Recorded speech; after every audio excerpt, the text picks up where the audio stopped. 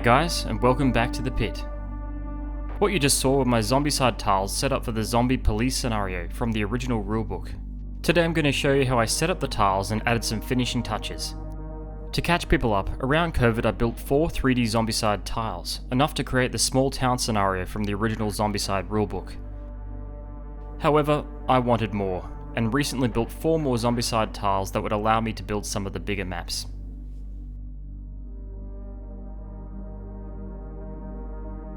So I organised 6 of my tiles to create the scenario, and from there would add some finishing details to create the most immersive experience possible. As this scenario contains 2 cars, I need to build models that will represent these 2, which I'll show you.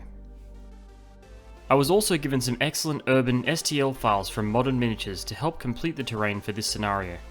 The models that I decided to include were some air conditioning ducts, dumpsters, trash bags and bins, and for the 2 cars needed for this scenario, a police car and a muscle car for the Pimpmobile.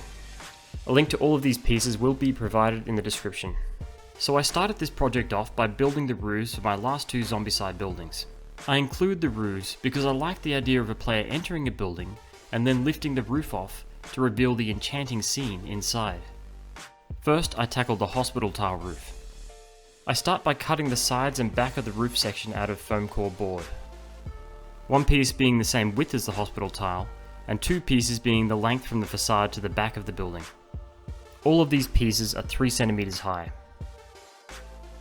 I then glued these 3 pieces together.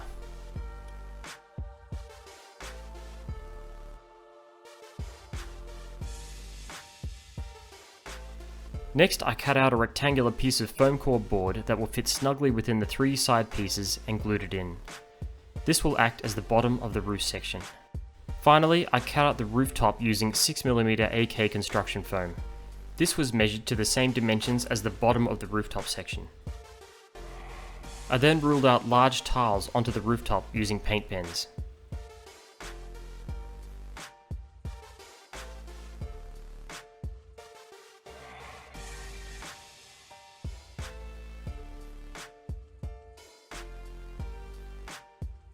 And created shallow cuts along these lines using my hobby knife.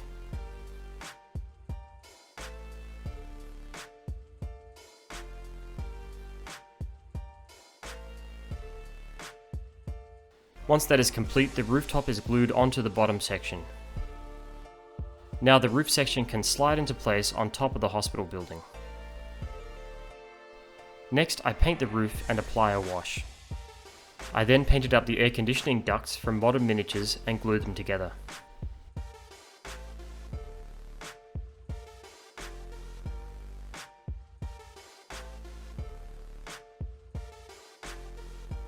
The AC units were then placed on the rooftop and glued down.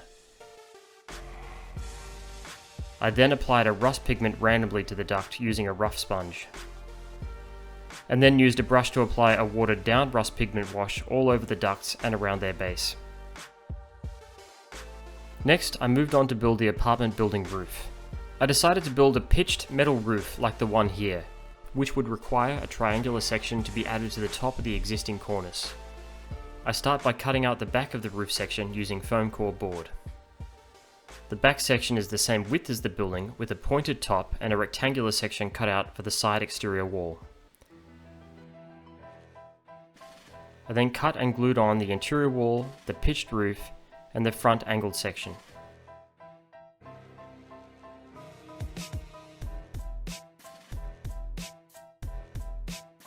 To create the metal roofing, I used evergreen metal roofing sheets. I first cut 2 equal sheets, 1 for each side of the pitched roof. This can include small strips that need to be glued into the grooves along the sheet to give the look of seamed metal roofing.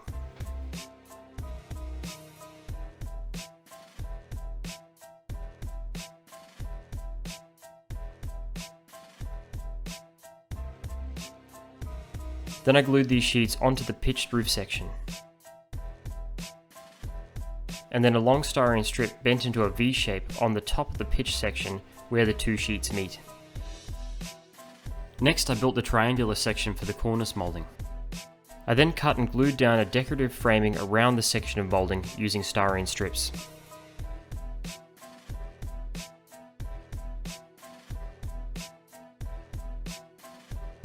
The section was then painted a teal colour that matches the existing cornice moulding.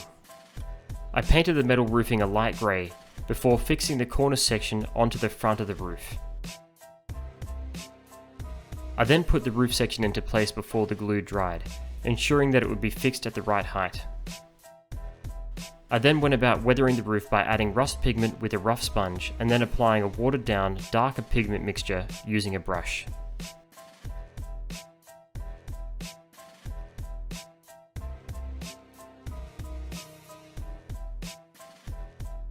Next were the rubbish bags and the dumpster. The rubbish bags and the dumpster lids were all painted a dark grey, given a black wash and then dry brushed or highlighted using a light grey. For the dumpster, I applied a mix of grey and dark brown paint as an undercoat. I then coated this with a layer of matte varnish and then hairspray in preparation for my chipping technique. Please use the above link for more information on this. I applied a coat of blue paint using my airbrush and then used a rough, wet brush to create paint chipping. Then I painted the trash bags and assorted rubbish found in the dumpster.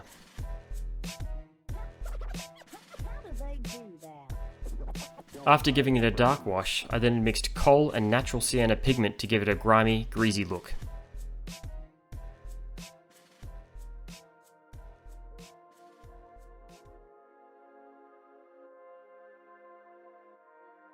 I then glued on an assortment of old newspapers and food packaging to the top of the trash pile to create some realism. After which I fixed on the dumpster lids. Finally, I applied some rust and dust pigments as well as streaking grime to the dumpster to complete the look. Then I moved on to the cars, starting with the cop car. I applied the same chipping technique as before, and then gave the cop car a coat of white paint. Then using masking tape, I created sections of black paint on the front and back of the car.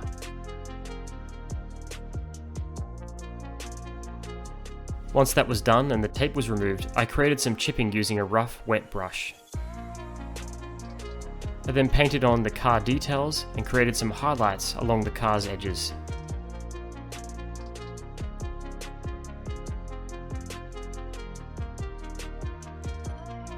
I glued down the police lights, which I painted separately, and then created some rust streaks using bright rust pigment and pigment fixer.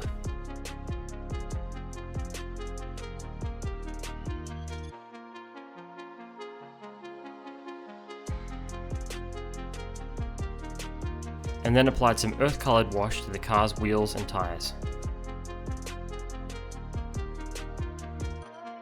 Next, I selected some police decal transfers to apply to the car and create further realism.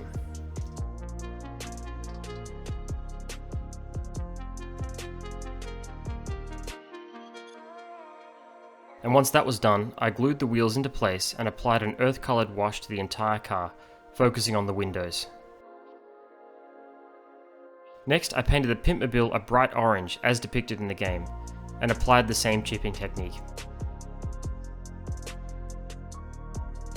Then I had to select some decals for the artwork on the Pimpmobile's bonnet, for which I decided to use the Green Stuff World Undead Waterslide decals. Initially, my eyes were drawn to these sick wolf decals. Oh, they're howling at the moon.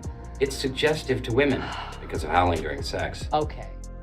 However, I decided to go for a skull decal that looked close to the one depicted in the game.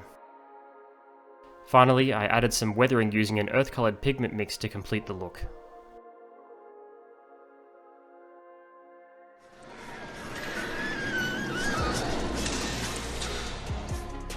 And to top this all off, I used some bloody handprint transfers from the same Green Stuff World sheets and applied them to various windows and doors within the tile.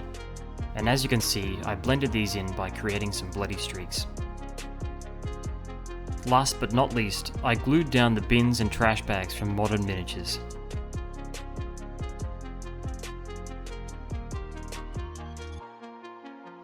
And then I called it a day. If you'd like me to produce a battle report based on this table, please let me know in the comments.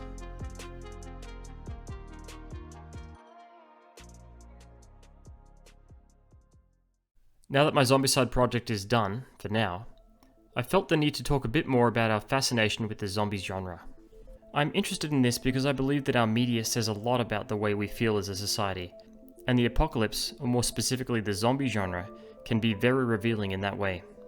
In a previous video discussing the zombie genre, I concluded that our fascination with the zombie apocalypse scenario comes from our desire to escape the aspects of society that we view as oppressive through its downfall, allowing us to live life on our own terms. Which I think was beautifully encapsulated by Chris Begley in his Think Big article, Why Apocalyptic Fantasies Appeal to Us Psychologically. Our apocalyptic fantasies capture something we long for, the chance to do it all over, to simplify, or to get out from under something like debt or loneliness or dissatisfaction. It is decluttering on a grand scale. It allows the possibility of living life on our own terms. We can set our own agenda in ways that we currently cannot. We realize it would be tough, but we would be focused. Life would be hard, but simple and satisfying. I still believe this to be a good analysis. However, the question is, what about modern society do we want to escape? Well, I think the zombie genre may have the answer to this. Peter Dendel, in his paper The Zombie as a Barometer of Cultural Anxiety, claims that the zombie has evolved over the decades to reflect the cultural, social, and economic fears of the time. The zombie first emerged in the 1930s movie White Zombie, where it was shaped to address the social tensions of Depression-era America, when work conditions and fair employment issues were central to the evolving American workplace. In White Zombie, a Haitian factory worker and sorcerer, Murder Legendre, raises the dead to use as slaves for his sugarcane factory. They slowly and mindlessly operate the equipment in complete silence, being no more than helpless cogs in his industrial machine. The zombies in this movie symbolize the individual will and conscience being supplanted by another's for their exploitative game.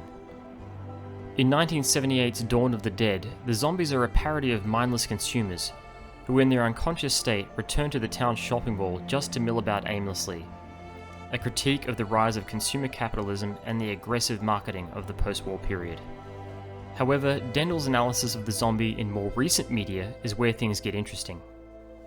Looking at 2004's Dawn of the Dead remake, he noted that zombies were no longer the lumbering, robotic automatons of previous decades, but now enraged, animalistic, and fast-moving.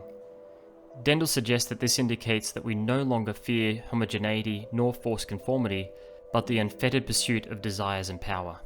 But what change in our culture are these new fears reflecting? Neoliberalism and achievement society. Neoliberalism is an economic and political ideology that came to prominence in the Western world in the late 1970s, in the hopes that it could rescue lagging Western economies during a period of workers' strikes and stagflation. It emphasizes free market capitalism, privatization, and deregulation, while promoting individual initiative, competition, and entrepreneurship.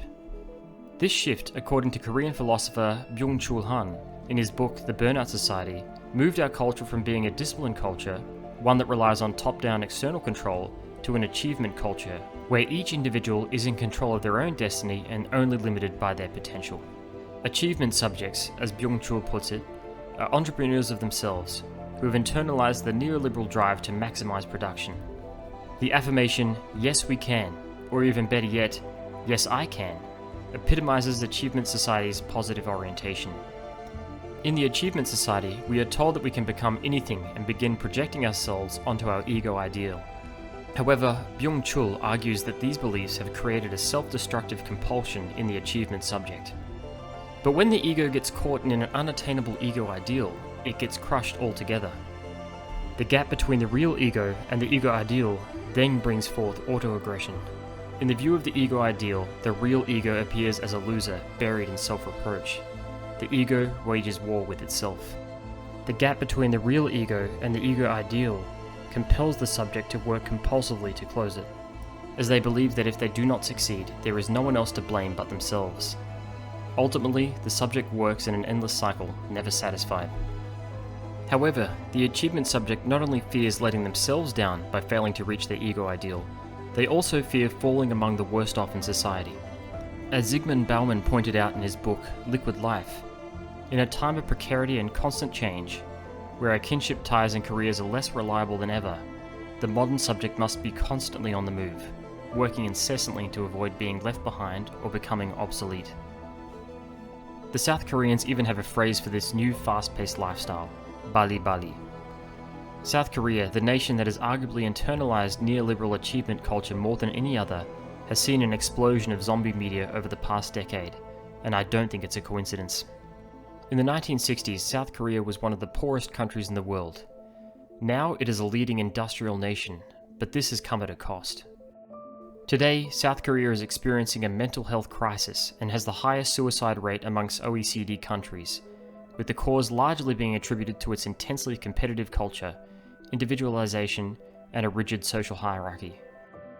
Train to Busan, thought to be the movie that started Korea's zombie craze, seems to comment on many of these issues faced by Koreans, such as social and economic insecurity, treachery, and individualism. In this movie, Soku, a workaholic fund manager and absentee father, begrudgingly agrees to take his young daughter, Suan, to see her mother in Busan via train. However, this train is carrying a zombie virus and is soon completely overrun by zombies. At first, Soku, along with the majority of passengers, behave selfishly, willingly sacrificing others in order to protect themselves, especially those lower down in the social hierarchy. However, when a brave working-class man sticks his neck out to save his daughter and himself, Soku begins to see the error of his ways. Face to face with mortality, Soku realizes that his daughter is the most important part of his life, while also gaining a greater sense of empathy and social responsibility for his fellow survivors. Well, I hope you found this interesting. I'll see you in the next one.